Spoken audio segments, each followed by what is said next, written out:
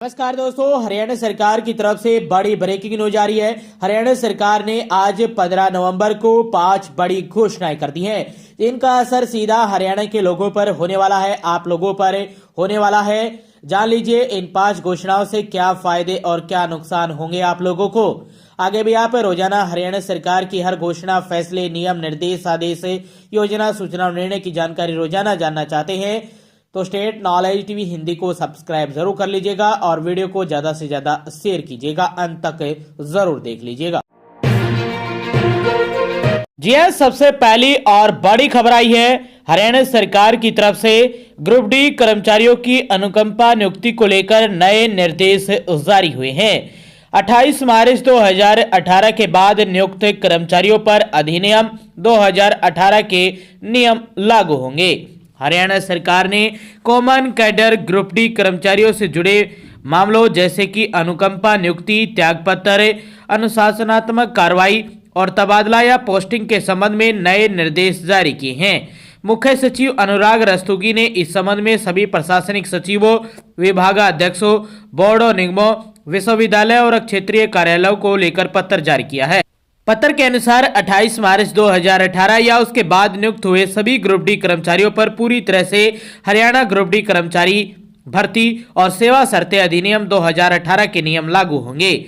21 दिसंबर 2023 को जारी अधिसूचना के अनुसार मानव संसाधन विभाग के महानिदेशक को इन कर्मचारियों के लिए नियुक्ति प्राधिकारी पदान्वित किया गया है। अनुकंपा नियुक्ति, त्यागपत्र, अनुशासनात्मक कार्रवाई और तबादला या पोस्टिंग से संबंधित सभी मामले जहां नियुक्ति प्राधिकारी मानव संसाधन विभाग के महानिदेशक है, अब आगे की कार्यवाही हेतु मानव संसाधन निदेशालय को भेजे जाएंगे। अनुकंपा नियुक्ति के मामलों की जांच हरियाणा अनुकंपा सहायता या नियुक्ति नियम 2019 के तहत की जाएगी।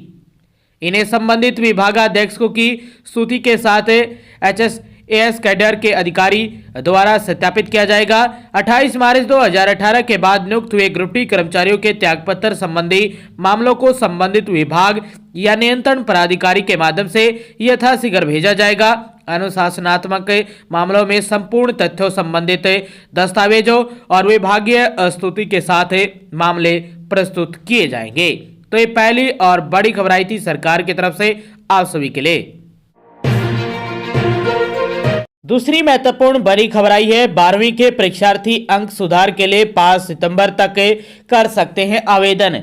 बता दें कि हरियाणा विद्यालय शिक्षा बोर्ड द्वारा मार्च 1990 से लेकर मार्च 2024 तक सीनियर सेकेंडरी की परीक्षा उत्तीर्ण कर चुके परीक्षार्थियों को अंक सुधार का एक विशेष अवसर प्रदान किया गया है।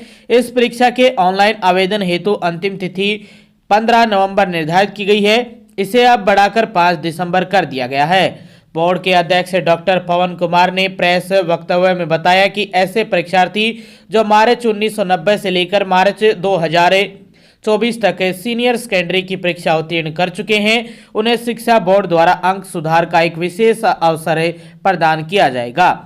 ऐसे सभी परीक्षार्थी एक या अधिक 2 विषयों में अंक सुधार हेतु आवेदन कर सकते हैं। सभी इच्छुक परीक्षार्थी ऑनलाइन आवेदन करते समय पूर्व में बोर्ड कार्यालय द्वारा जारी किए गए उत्तीर्ण प्रमाण पत्र की राजपत्रित अधिकारी या सरकारी प्राप्त विद्यालयों के प्राचार्य से सत्यापित फोटो प्रति अपलोड करते हुए 5 दिसंबर तक एकमुक्त 10,000 रुपये परीक्षा शुल्क सहित बोर्ड की आधिकारिक वेबसाइट www.bsech यानी बोर्ड ऑफ स्कूल एजुकेशन हरियाणा.org.in पर दिए गए लिंक के माध्यम से ऑनलाइन आवेदन कर सकते हैं। तो यदि आप अंक सुधार करना चाहते हैं तो 5 दिसंबर तक आवेदन किया जा सकता है। और यह दूसरी महत्वपूर्ण बड़ी खबर आई थी आप सभी के लिए हरियाणा विद्यालय शिक्षा बोर्ड भिवानी की तरफ से। तीसरी बड़ी खबर आई है आप सभी के लिए हाउसिंग बोर्ड को 30 दिन में बकाया राशि की पुनर्गणना करने के निर्देश दिए गए हैं। Haryana right to service commission ने हरियाणा हाउसिंग बोर्ड को निर्देश दिया है कि वह शिकायतकर्ताओं के खातों में दर्ज बकाया राशि की पुनर्गणना कर उसे 30 दिनों के भीतर संशोधित विवरण उपलब्ध कराए। शिकायतकर्ता को 5,000 रुपये की क्षतिपूर्ति देने का भी निर्देश दिया है। इसका भुगतान बोर्ड द्वारा किया जाएगा और यह राशि उस अधिकारी से वसूल की जाएगी जिसने 2 वर्षों तक आवश्यक दिशा निर्देश जारी नहीं किए हैं।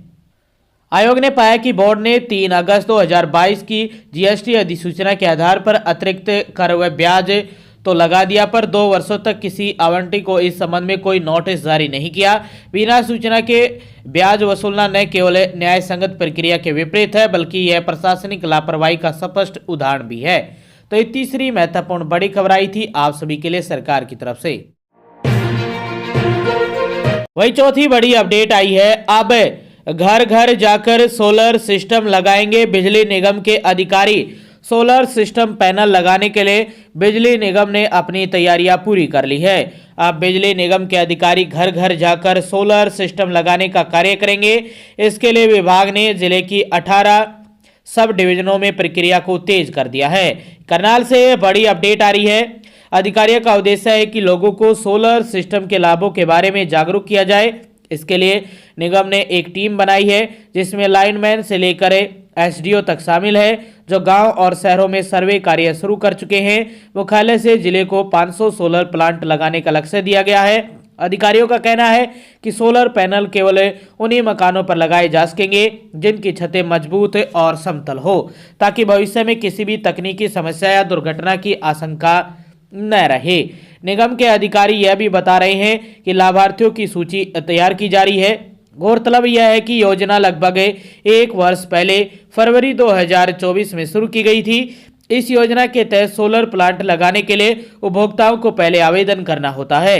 वर्तमान योजना के अनुसार 2 किलोवाट लोड तक 30,000 रुपये प्रति किलोवाट की सब्सिडी प्रदेश सरकार द्वारा दी जाती है। 3 किलोवाट पर 78,000 रुपये की सब्सिडी उपलब्ध है। घर की छत पर सोलर पावर प्लांट लगाने के लिए 1,80,000 रुपये से कम आय वाले पात्र परिवारों को 2 किलोवाट तक 60,000 रुपये की सब्सिडी केंद्र सरकार से और 50,000 रुपये की अतिरिक्त सब्सिडी राज्य सरकार से मिलती है। वहीं 1,80,000 रुपये से 3 लाख रुपये तक की आय वाले परिवारों को 2 किलोवाट तक केंद्र सरकार की 60,000 रुपये की सब्सिडी और प्रदेश सरकार की ओर से 20,000 रुपये की अतिरिक्त सब्सिडी दी जाती है। तो ये बड़ी खबर आई है और ये चौथी महत्वपूर्ण बड़ी खबर थी। यूनिट के आधार पर मिलेगा सोलर प्लांट। लोग नहीं उठा रहे हैं सोलर प्लांट का फायदा। जिले को मिलेंगे 500 का लक्ष्य है। मकान की करेंगे जांच, छत पक्की होगी तभी लग सकेगा सोलर कनेक्शन। तो ये बड़ी अपडेट आई है आप सभी के लिए और चौथी महत्वपूर्ण बड़ी खबर थी। पांचवी अपडेट में 3 बड़ी खबरें आई है। पहली आई है, यदि आपका राशन कार्ड कट गया है तो इन कारणों से आपका राशन कार्ड कटा होगा। यदि आपकी ये फैमिली आईडी में गलत चढ़ी हुई है तो इनको कॉमन सर्विस सेंटर से ठीक करवा सकते हैं। पूरे 1 साल का बिजली का बिल यदि 24,000 से ज्यादा आ रहा है तो ये कारण है आपके बीपीएल कार्ड के कटने का। राशन कार्ड बनने के बाद भी 6 महीने तक डिपो से राशन नहीं ले रहे हैं तो आपका राशन कार्ड कट सकता है। शहरी क्षेत्रों में 200 वर्ग गज और ग्रामीण क्षेत्रों में 400 वर्ग गज तक की जगह है आपके पास तो आपका राशन कार्ड कट सकता है। 4 पहिया वाहन होना जैसे कि कार, जीप, ट्रैक्टर और अन्य लोड वाले जो व्हीकल हैं वो होना तो आपका राशन कार्ड कट सकता है। आईटीआर कभी भरा है, पीएफ कट रहा है, सैलरी ज़्यादा है तो आपकी जो राशन कार्ड है वो कट गया है। ये 5 कारण है जो आपके राशन कार्ड काटने के हैं। यदि ये सभी के सभी आपकी फैमिली आईडी में चढ़े हुए हैं तो इस कारण से आपका राशन कार्ड कट गया है। और यदि आप ये पूरे नहीं करते हैं यानी शर्तें जो सरकार की हैं बीपीएल कार्ड की वो पूरा करते हैं और ये गलती से आपकी फैमिली आईडी में चढ़ गया है डाटा तो आप कॉमन सर्विस सेंटर पर जाकर इसको ठीक करवा सकते हैं। फिर से आपका बीपीएल कार्ड बन जाएगा। आपकी इनकम ज़्यादा हो गई है इनके कारण वो भी आपकी घटवाई जा सकती है। तो 5वीं अपडेट में पहली बड़ी खबर थी आप सभी के लिए। 5वीं अपडेट में दूसरी बड़ी सूचना है, आज से हरियाणा के सरकारी स्कूलों में समय में बदलाव हो गया है। सरकारी और गैर सरकारी स्कूल सुबह 9:30 बजे लगेंगे जबकि छुट्टी दोपहर 3:30 बजे होगी। पहले सुबह 8 बजे से लेकर 2:30 बजे तक स्कूलों का समय था। इसके लिए शिक्षा विभाग की ओर से जारी आदेश कर दिया गया है। आदेशों में साफ साफ तौर पर कहा गया है कि जो भी स्कूल इन आदेशों को मानने से कोताही बरतेगा उस पर कार्रवाई की जाएगी। मौसम में बदलने के बाद बड़ी ठंड को देखते हुए शिक्षा विभाग ने फैसला लिया है। शिक्षा विभाग की ओर से जारी आदेश आपकी जो कॉपी है वो देख सकते हैं। ये जारी किया गया है कि 15 नवंबर 2025 से विद्यालयों के समय में बदलाव कर दिया गया है। सभी राजकीय और अराजकीय विद्यालयों का समय प्रातः 9:30 बजे से लेकर 3:30 बजे तक रहने वाला है। तो ये बड़ी खबर आई है आप सभी के लिए। हरियाणा के स्कूलों का समय बदल दिया गया है। इसमें जो दोहरी शिफ्ट में चलते हैं स्कूल, उनका भी आज से समय में बदलाव हो गया है। तो ये सूचना थी बच्चों के लिए, आज सुबह ही उनको पता लग गया होगा। पहले भी ये जानकारी हम दे चुके हैं, अब रिमाइंडर के तौर पर दे रहे हैं जिनको पता नहीं है।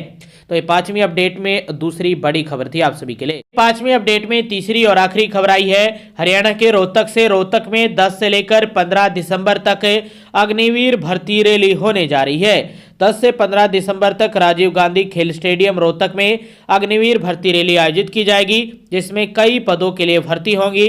अधिकारियों ने बताया कि इस अग्निवीर भर्ती रैली में अग्निवीर तकनीकी, अग्निवीर क्लर्क और स्टोर कीपर तकनीकी, Agniveer general duty, Agniveer tradesman 10वीं पास और अग्निवीर ट्रेड्समैन 8वीं पास के पदों पर भर्ती आयोजित की जाएगी।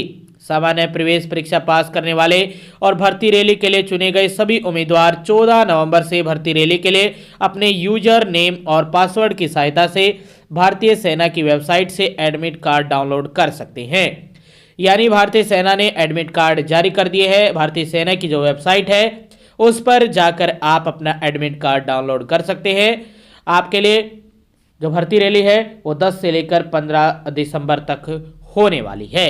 तो ये 5वीं अपडेट में तीसरी बड़ी खबर थी। आगे भी आप हरियाणा सरकार की हर घोषणा, फैसले, नियम, निर्देश, आदेश, योजना, सूचना और निर्णय की जानकारी रोजाना जानना चाहते हैं तो स्टेट नॉलेज टीवी हिंदी को सब्सक्राइब जरूर कर लीजिएगा।